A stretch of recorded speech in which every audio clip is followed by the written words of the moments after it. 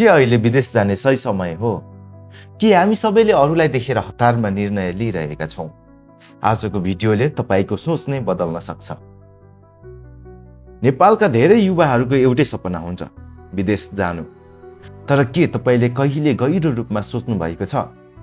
के यो तपाईको सही निर्णय हो कि केवल ट्रेन्ड पछाइरहनु भएको छ?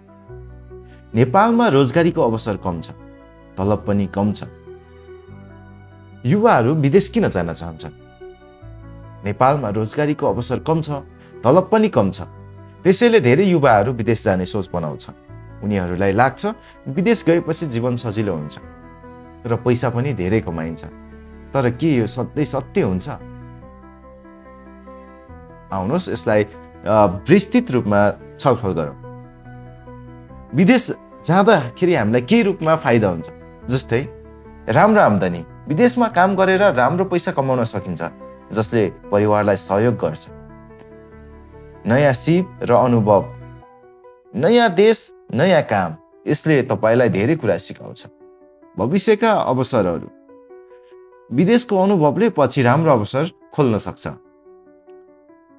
तर वास्तविकता के हुन्छ त? के हामीले सोचे जस्तै हुन्छ त? हेरौँ, जीवन सजिलो हुँदैन, विदेशमा काम सजिलो हुँदैन।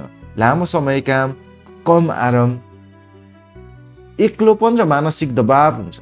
घरबाट टाढा हुँदा एक्लोपन र तनाव धेरै हुन्छ। सपना र वास्तविकता फरक हुन्छ। हामीले सोचे जस्तो जीवन त्यति सजिलो नहुन सक्छ। अब बुझौँ अलिकति।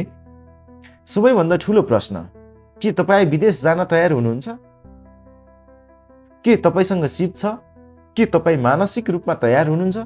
यदि छैन भने विदेश जानु समाधान होइन, समस्या पनि बन्न सक्छ। अब यसलाई हामी सबै कुराको छलफल गरिसकेपछि यसलाई यसरी बुझ्न सकिन्छ। तर केवल तब जब तपाईँ तयार हुनुहुन्छ। अरूलाई देखेर होइन, आफ्नो लक्ष्य हेरेर निर्णय लिनुहोस्। तपाईको विचार के छ? विदेश जानु सही कि गलत? कमेन्टमा लेख्नुहोस् र यस्तै भिडियो हेर्नको लागि हाम्रो यस युट्युब च्यानललाई सब्स्क्राइब गर्न नबिर्सिनुहोस्। हस्, थ्याङ्क यू।